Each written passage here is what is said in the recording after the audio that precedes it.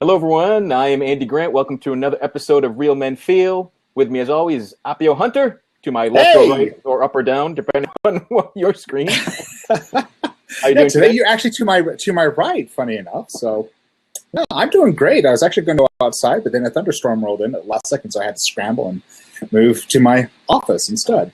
Cool. Yeah. Cool.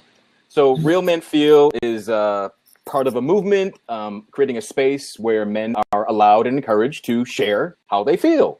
It's a pretty simplistic, obvious name. We have a Facebook group, we have a website, and we have this weekly program, which is live every Tuesday at 5 p.m. This week, our guest is author and coach, relationship coach, to be specific, Geoff Laughton. How are you today, Geoff? I'm great. Now that we got the technical working, I'm glad to be here. Oh, so you wouldn't have been glad if it wasn't working? I would be glad to have been here, but why watch a pantomime when you can actually have real dialogue? Conversation, right? Yep. Cool.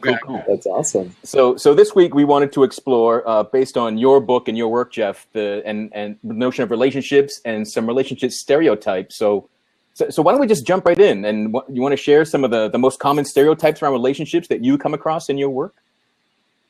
Yeah, well, and just to make sure I'm understanding what you're asking, are you wanting, I mean, there are plenty of relationship stereotypes overall, but are you wanting to have me talk about that, or would you like to talk about what I believe are male relationship stereotypes, either that we carry as men or that people carry about us as men? Yeah, so let's start with the men. Okay. And you can decide. Right. Yeah. What we think or what you think others think about what we think. Well, that just brings up one of the biggest stereotypes that plague our reputation as men in relationships is that we're mind readers. And one of the things I kind of came up with this acronym that is such a useful thing. You're trying to sort out conflict in a relationship. And it kind of speaks to stereotypes overall. And that is MSU, making shit up. We're good at that. We all have PhDs in that. Yeah, we do. So I think how that answers your question, Andy, is that one of the biggest sources of conflict I've seen over the 20 some odd years I've been working with couples is the stereotype that women think that we should know what they want, what they need, what they're feeling, and the degree to which, because we're not quite wired up that way, then we can go into a lot of doubt and beginning to question whether we should be able to know. And that's where making shit up comes in handy. And its twin brother, MUS, made up shit. And we're often, is it okay to swear on this? It's absolutely. Okay. Oh yeah, it is. So I think that that's a huge stereotype that we should know, that we all know, and then if we don't, that means that we don't care. So the stereotype exists, and then men can contribute to it by making shit up or making use of made up shit. Right. And that just keeps it going on both ends, really. Yeah, exactly. And then what that can lead to, I think, is a stereotype that the very name of this show is really about, which is that we're not feelers. And we're deep feelers, in my experience. I mean, there are definitely men that are checked out from their heart, but I maintain, as do a lot of other people, that that's not because we have no heart. It's not because we don't feel.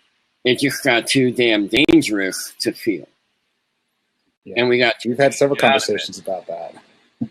For sure. So, in fact, I think the first or second sentence in my book, it says, this is something I was taught about 23 years ago, that said, real men, or no, pardon me, real women are powerful people pretending to be hopeless romantics, and men are hopeless romantics pretending to be powerful people. Yeah. That's so true.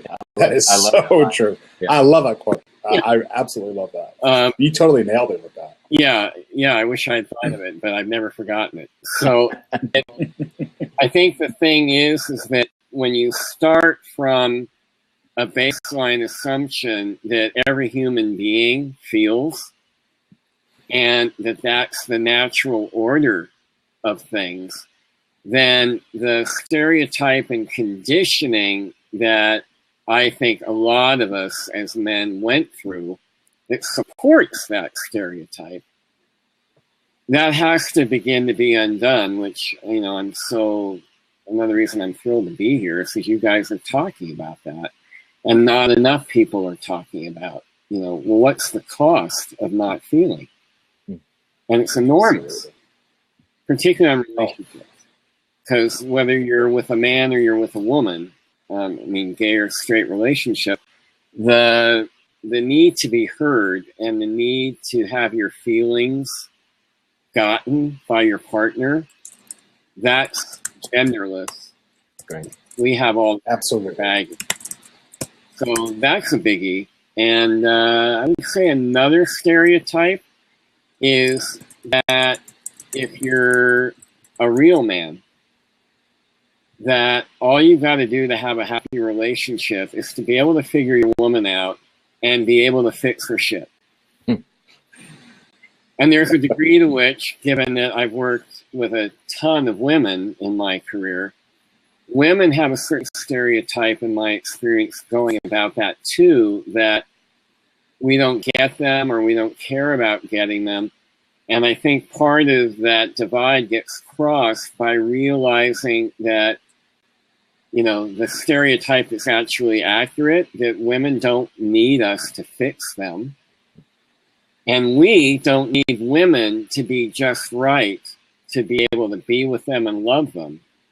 Mm-hmm. And we take this place of whether you have a penis or not, the name of the game for successful relationship is that you're going to be 100% responsible for your behavior, your responses, and whatever's coming up between you and your partner, unless your partner, greets you at the door with a frying pan upside the head, then they're pretty much 100% responsible for that.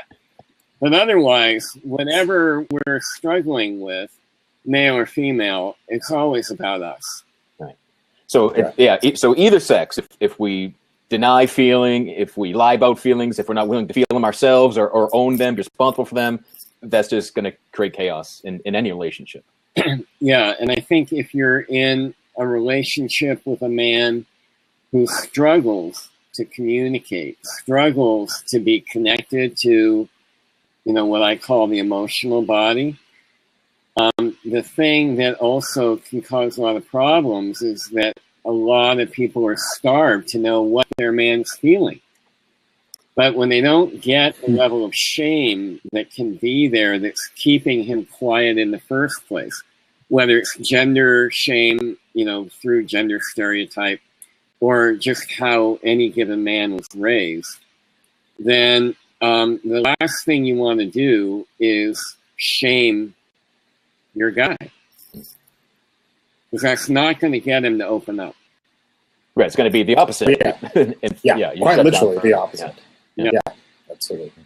Cool.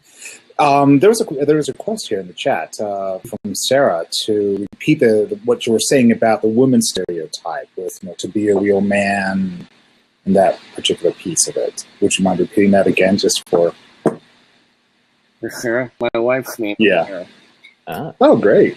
Then it's for her as well. Yeah, absolutely. It's for all the Sarahs out there. She's been trying to figure me out for 34 years, so I'm always happy to help clear that up a little bit. What I was saying, Sarah, is that there are stereotypes that each gender carries about the other. And I think that something I've heard from a lot of women is that if a man isn't being communicative, that means he doesn't care, or really going a little meta above that, it's that men don't feel. That we're all a bunch of, people that can only get emotional about football, sex, money, and career. And we're so much deeper than that. And yet, I'll speak for my generation and the ones who came before. I see signs of it getting better in younger generations.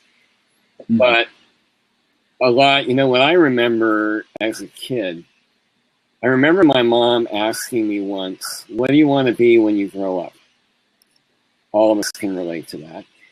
And I said, well, I want to be a fireman. No, you don't. Well, okay, well, I like to be a doctor. No, you don't. That's too much money. That's too, being a fireman is too dangerous. Being a doctor, you're in school for so long. Then I became a teenager, and my mom started asking me, well, what do you want to do when you graduate from high school? I said, I want to be in theater. I want to be an actor and a director. No, you don't. You won't make any money doing that. Now, quite clear that was also my mother's stuff, but I talked to a lot of men and have worked with a lot of men who they grew up with their mother having no deliberate intention to do so.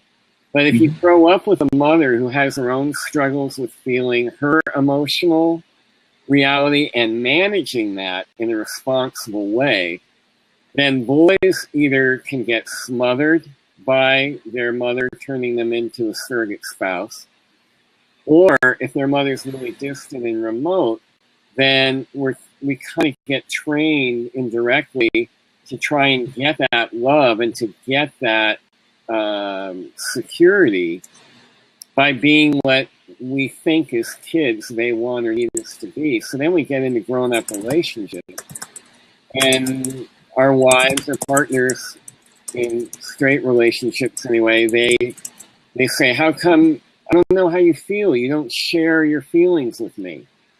And that man at some level grew up in a family system where it wasn't safe to share. So I'm saying women ought not to just automatically jump to the conclusion that if their man's not totally emotionally available or at all, it may not be because he doesn't feel. In fact, it's probably quite the opposite. So I hope that answered your question, Sarah. Yeah. There's a big difference from not feeling and not knowing how to express those feelings. Exactly. And, again, maybe my generation, I'm 58. I've never forgotten, because I used to be able to cry really easily. And as a boy, very emotional, very sensitive. That hasn't changed. And so I can remember crying over something sad. Maybe it was a movie I was watching on TV, or I'd cry because my mom would get mad at me, and so I'd cry. And the sentence was along the lines of, stop crying or I'll give you something to cry about. Mm-hmm. And what the fuck is wrong with that? Right? So and then my dad would say the same thing, because he had a really tyrannical father who beat the emotion out of all three of his sons. So we're not well set up to really feel as safe as we could with not only our feelings and how we express them, but when we express them and how we can express them from that place of responsibility. Something that you said earlier about becoming the surrogate husband for the mom is something that really resonated with me, because that was very much an experience that I had when I was growing up. My dad left us when I was, he was always absent, but he permanently left us when I was just 15.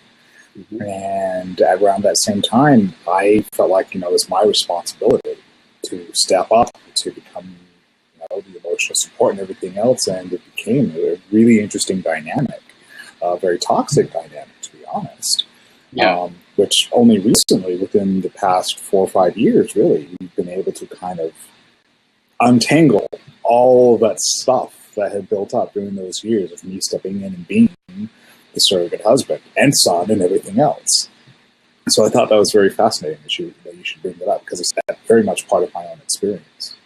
Well, and so imagine what happens when you attract in a woman into romantic relationship, and so much of that past way of being loved, of trying to be a loving son, involve that kind of codependent, inappropriate way of relating. Mm-hmm. And so a lot of guys like that will tend to pull in partners that need them. They get to be that knight on the white horse. That was me between 17 and 22, 23. Yeah. And then the other thing that can happen in that is when you're in that dynamic, ultimately you'll start resenting that. You don't want to be that. But if you've attracted a woman who thinks that she needs that, and you start to pull back, all kinds of interesting dynamics are going to begin to show up that, will include, you're not there for me. Right. Yeah, and it's interesting because my dynamic was even more fun, because not only did I have women who were interested in me who fit that specific mold, but I myself was attracted to other men, and I was actually looking for men who fit the profile of what I felt was missing from my life as far as a role model. So I was looking almost like for a role model for a while, and it took a long time for me to finally sort that shit out.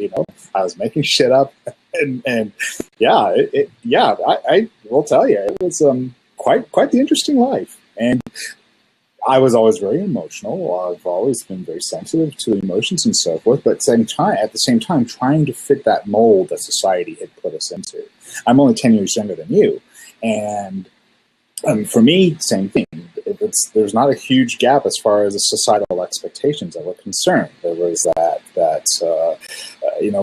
men don't feel, we don't express emotion, and then of course being gay on top of that just really just made things really, really toxic for a while. And I would imagine very confusing. To say the least. Yes. Yeah. To say the least. And it really complicates things, that when that kind of codependent, firstly, let me say, I think everybody's codependent.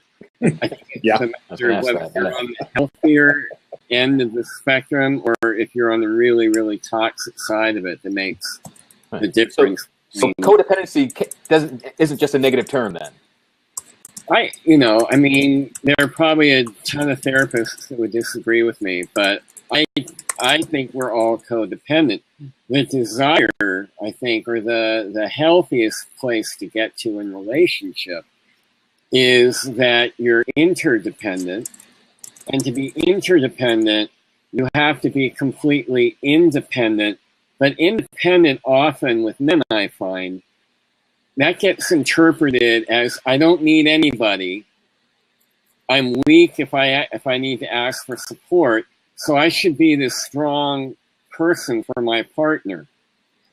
And so vulnerability is a crucial element to any successful relationship. And when you kind of have that, you've developed that identity that who I am as male and masculine energy is that caretaker, that surrogate spouse, for example, then who am I if I let that go? That makes things a bit complicated as well. So, yeah, the lack of identity, especially, is a huge one for a lot. Not only was it for myself, but for a lot of the people that I've worked with as well.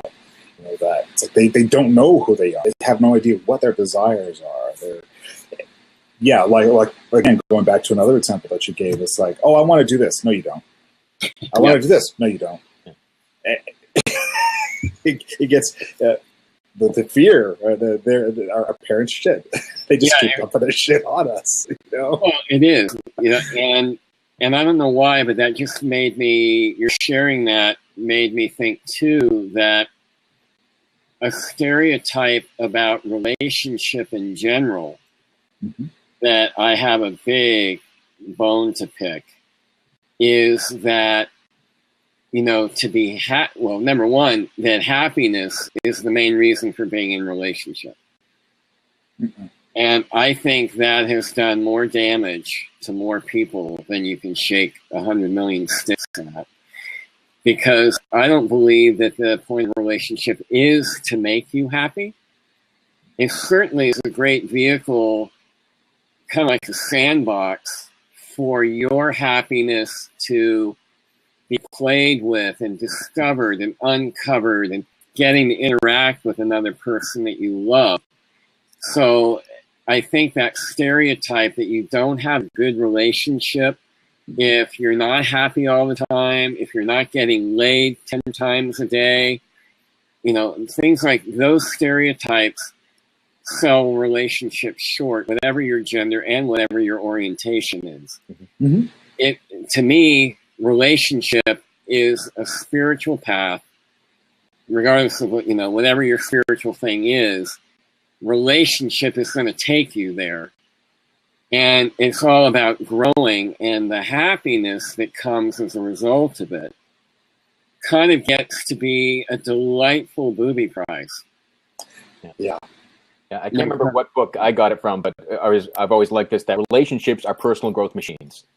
Right. And it's easy to be in love and have that great relationship when everything's happy at the beginning and everything's perfect, but that's not the point.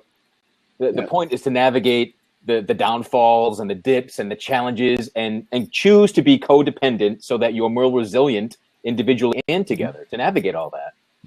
Yeah, absolutely. And I look at the happiness as being the result, the cherry on the cake. It is what blossoms from it. You can go into a relationship already happy and see that happiness just explode and go so much further.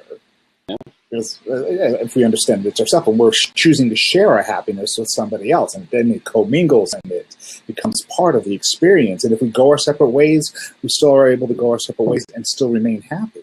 And not, it's not the cause or the source of our happiness. It is merely a part of the happiness. Yeah, I remember being taught a long time ago that, one way you could look at relationship, and I think, by the way, this is true of any relationship. My closest, deepest friends, particularly some men in my life, I love them, just about as much as I love my wife. There's just not a romantic thing there. Yeah. But love is love. And I remember being taught a long time ago that romantic relationship is the vehicle where you get to see the God in you through another person's eyes. I like that. I like that. And that's definitely that's part of what had me fall in love with my wife. That's what still can put me into tears when she looks at me with that pure love that she still has for me all these decades later. And that, what's better than seeing your own divinity, getting to feel it, really? And the relationship is one way to do that. And it's easier to get it when you're not saddling the relationship itself as the source of your well-being. Right.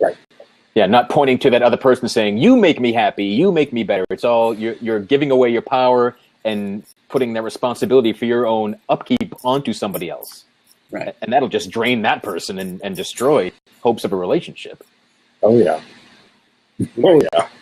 You just made me think. You guys are awesome. You're making me think. So, what I just thought of, about, piggybacking off of what you were saying, Apio, is that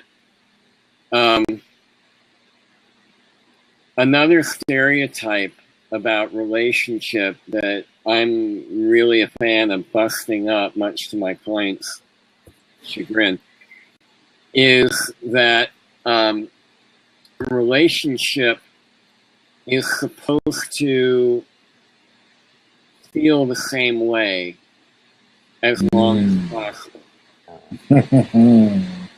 And that's a fun one to bust up.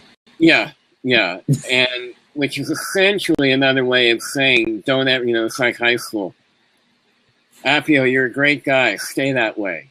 It's that kind of thing of, okay, we're in love, we're happy, all the hormones are jiving, and our heart, we can't think of anything but each other. And we want it to feel like that.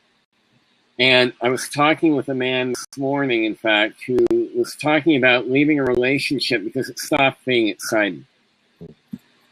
And a lot of the excitement comes when you can get past that initial, hormonal heroin rush that we all have when we're first in love, so that we can get to actually know that person and grow with them. And so that stereotype of a great relationship is one that stays great all the time, is another primrose path.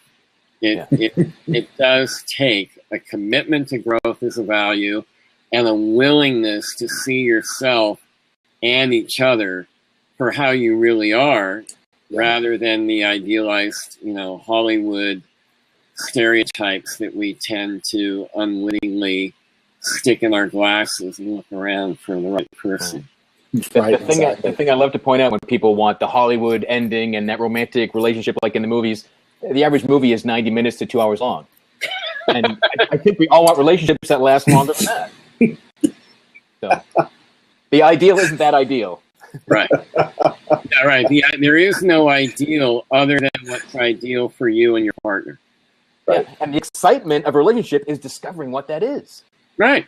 If you can reframe that to be, if excitement is discovering the unknown, not staying in the state of that initial falling in love, that high that you already know, but to go beyond that, to have the bravery to go beyond that's the power.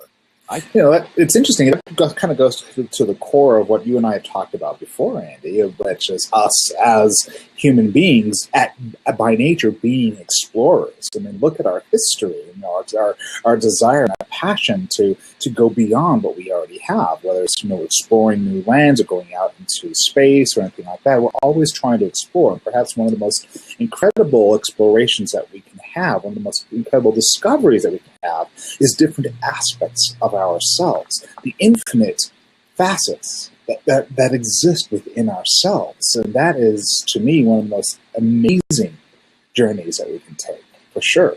Yeah. And relationships give us partners in exploration. Mm-hmm. Yeah, absolutely.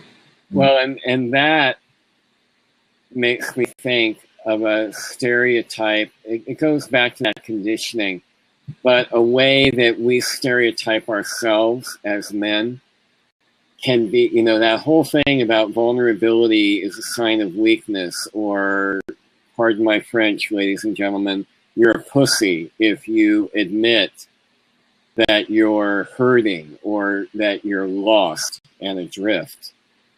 And it's actually part of that is speaking what you guys were just saying, which is, if we as people, but I think men have long had a distinct relationship to that sense of adventure and exploration. And I talk about it a lot in my men's groups about how we have to have an edge. Men relate to edginess in one way. Women need an edge. Humans need edge. So it isn't a guy-only thing. It's just how we look at it and work with it that might be distinct. But if we're not finding enough growth edges, then we get stale. And that's a place where, because we inherently know if we're coasting, and yet we have that conditioning that, you can't say, hey, I'm coasting. Aren't I the shit? I'm just coasting and I love my life. It's fine. Everything's good. And inside, we're dying of stagnation. And so that's a thing that I think also can be busted up is getting that. I think it would be better if we realize that staying the same too long is actually the sign, not so much of weakness, but certainly a sign of how fear is running us. And then to be able to replace that with to go through whatever we're afraid, it is growth edge. And if we're so requiring an edge, is that where like self-sabotage might come in? I think I'll speak for myself that when I have like writing the book, that was an edge for me for about 25 years. And I finally had to push through it. So I'd say that the self-sabotage is definitely more likely when you have that knowing, that knowing that any human being gets when you wake up at 2 a.m. and you're staring at a dark ceiling, whether you have a partner next to you or not. And, you're either feeling anxious or you're kind of wondering, is this all there is?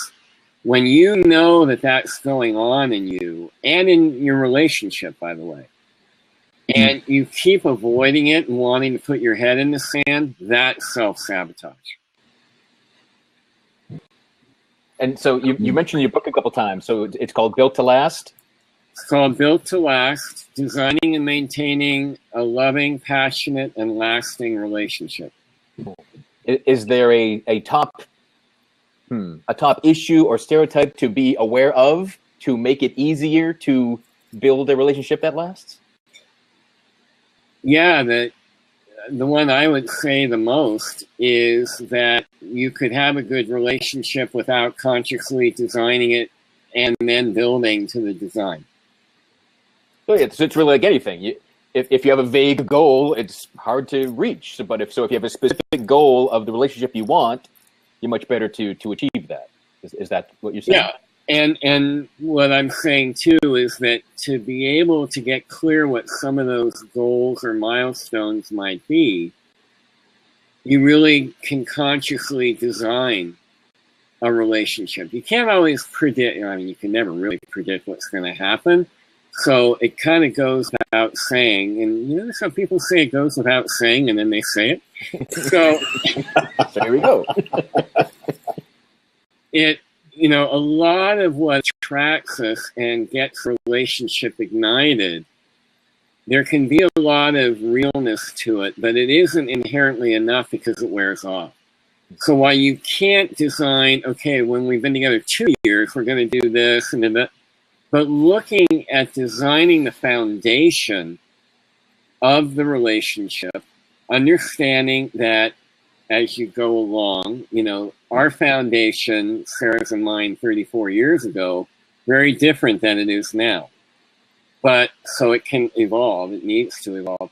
But there are many ways that I outline in the book that you can consciously design that foundation together, then it becomes much easier to build it. And that's a lot of what I teach people how to do and help them do, is how to do the design, then how to build it, and then how are you going to maintain it. And looking at a relationship as self-sustaining, by the way, there's another big stereotype. Mm-hmm. If we're good, it ought to just take care of itself. Yeah. Mm-hmm. That's a one-way trip to court. So right. I would say that. Yeah. Right. And based on everything we talked about before, you can't do any of those steps. You can't design, you can't maintain without being willing to feel. All parties involved. Right? Well, exactly. Including just feeling what's important to you, which involves the mind to a degree, but it's not exclusively mental. The things that we value, the things that we give our life for, I'll speak again for me, those things that I know for myself, I can feel them in my body. And that's another thing too, now that I'm thinking about it, that can help break up some of these stereotypes. Men have I'll say it this way, we have a lot of opportunity to get more embodied and in our body, because our bodies are never going to lie. Our minds will lie till the cows come home, but the body can't. So at the risk of creating a stereotype, or maybe just one that someone knows about us, we are capable of going beyond thinking with the little head. And the way that we are able, one of the ways to get there more effectively and more quickly is to learn how to read our body. And to be able to do that in ways additional to sex and sports. Those are the two things where we have automatic permission in our own mind to be in this thing. But a lot of us are just walking around, getting up in the morning, doing what we do and go to bed, and we don't even remember we have one of these. Right. Yeah, being present, being grounded, all help all of us feel more and be more aware. Right. Yeah, exactly. I never thought of, oh, guys are grounded when they're having sex or playing sports. I'm like, oh yeah, because they don't. It's not a choice. It's natural, right? But it's also natural to be grounded more than that. Well, absolutely, and it starts with grounding to this thing that we're in. Whatever way, that's why I like meditation. Meditation's my one sure thing time where my mind won't shut up, but I'm able to really be in this body and just include the stuff that my mind is more than happy to keep dishing out. Yeah. So there's a question that came up. If you could share an example of how you can read your body. Okay, so for example, with people who are really just exploring that, to make it really, really simple, I talk about expansion and contraction, or put another way, light or heavy. So what I learned when I first was getting taught how to read my own body was, if I'm in the flow, if I make a decision, for example, that is really the right decision that my body and spirit knows is right, then when I make it, my body relaxes. I notice that things get lighter. And when I'm, cogitating and thinking and analyzing and trying to come up with at least 3 different scenarios that are going to guarantee that I'm not going to fuck up and make the wrong choice, I'm tight. I feel, my chest is tight. My belly has that feeling that we may remember from being kids when we had to go to the doctor. Like, oh, I'm going to get a shot, that kind of, butterflies feeling. And if I'm really, really conflicted about a decision, then I go there to what I imagine decision A, and I notice if something lets go. If it gets tighter, I'll check one more time, because that could just be my mind knowing, no, that's actually really good, but it's just frightening. But if I test it a couple, 3 times by particularly honing in on my solar plexus, which, Sarah, in case you may not know where that is, it's that area between our belly button and the bottom of our breastbone. I know that my body, when it's afraid, that whole area tightens up. And I also notice I'm not breathing very fully, so you can also tune into how fully are you breathing? How consciously are you even breathing? Right? And then when I am moved by something, or you're moved by something, tears may come. And my chest gets hot, and it feels like it's going to burst. So looking for heat, heavy, light, opening, closing, there's a really, really good beginning way to begin to get to know your body. That's awesome. Great question. Yeah. Cool. So, boy, we've been going for about 40 minutes. Oh, wow. Yeah, this is flying by. So I just thank you very much, Geoff. And what's the best way for people to reach you? a few good ways. One is you can go to my website, which is yourrelationshiparchitect.com. All kinds of free goodies on there. And you also can email me at Geoff, which is Geoff, not Jeff. My mother was pretentious. You can email me at Geoff@yourrelationshiparchitect.com. And I'm on Facebook, like, 2/3 of the human race. And so if you go on to Facebook and type in Your Relationship Architect -Geoff Laughton, you'll find my page, and you're welcome to look around, comment, post, and stuff that I have going on, like this wonderful event. It'll always be up there. Great. And also, Real Men Feel has a Facebook group as well. I'll share that link. I'd love to have you join us there. And Geoff is a member there, so you can give feedback on this show, ask questions, share ideas for what you'd like to see us talk about in future episodes. But again, it's a private group. It's a place where it may be a little bit easier to express how you feel, share your challenges, discover how to explore with excitement and navigate your own relationships, be they romantic or otherwise. Yeah, and one thing, if I could just plug one other thing that's available for men, given that, we're here to help men feel. If you are a guy and you're wanting to be more conscious, not assuming you're not, but if you want more, and if you've been used to doing the Lone Ranger bullshit, as I call it in my book, then one of the greatest things you could do for yourself is to try out an experiment with a men's circle.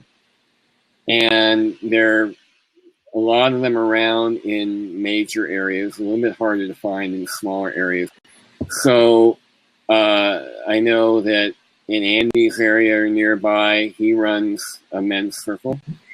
And I have a men's circle that has men from all over the country. So if you want to learn more about what that could be like for you, whether it's with me or not, I'm not saying this to, only me, but if you've watched this blab and me even talking about a men's group has made you pucker up at some level, I invite you to email me and reach out to just explore how that could really also open up your life, and it'll also open up your relationship. A relationship cannot be the only place where your stuff gets to get shared or worked out. Cool. And I just want to reinforce that for any guys, the every time that I have authentically shared anything of myself, be it online, be it in a virtual group, be it in a physical group of men, it is met, it's validated, it is rewarded. I have never shared anything to be met by the world that, you're the only one that ever thought or felt that. It just has never been the case. So take that risk. Yeah. Reach out to someone. And I have to add to that as well. It's very much, it is the most validating experience that you can have, is to actually share and to embrace your total humanity as a man, as a human being, more than anything else. To just embrace that completely and wholeheartedly. Absolutely. And to find a safe place to do that, because, again, regardless of sexual orientation, females in a male's life, be he gay or straight, there's just things that a woman is never going to get. Mm-hmm. Yes. And vice versa. Absolutely. So we all need, I'm a major fan of women's groups as well. Is we got to have outlets where we get to keep it real, sometimes to dry run or work through your projections and your stuff so that you can go back to your partner and work through what is ready to be healed or evolved without all that projection, because you gave it to your brothers or you gave it to your sisters in a women's group. And if it's the right group, they help you see, where you're full of it or where you're not, where you're projecting or where you're not. So just a shout out for circles of men or women that are committed to being awake and, helping you be authentic. Mm-hmm. Yep. Beautiful. Thanks for that. Yeah. Thanks for everyone that joined us, asking questions, viewing, sharing comments. Thank you, Geoff. Thank you, Appio. We'll be back next Tuesday. We're going to have our first repeat guest. We have the angel encourager Pete Casaboon joining us again to talk about men and everyday spirituality. And Geoff, I think we're going to have a nothing but swearing, or you must swear in every sentence kind of show with you again in the future. I know one of the topics we almost called this show, don't be a pussy, just to be that in your face and to get that crowd in here. And I think we should go for that later. I think we should. I'm in total agreement. All right, cool. Well, I really appreciate you guys having me, and I hope that I get to be a repeat guest sometime down the line. It's been really fun, and if we have to keep it all blue, I can do that, and we can keep it clean. But just thank you for inviting me and letting me have this wonderful experience of YouTube. Absolutely. And thank you. It's a grateful blessing to have you here, and just the power of Blab. We met through another person's Blab that put us together, and we had one conversation. I knew you'd be great for the show, and I was right. Oh, Thank you. Great. All right. So thanks again, everybody, and we'll talk to you in a week. see you guys Join later. us on Facebook, and maybe you have to wait a week. Yeah. Bye-bye. See ya.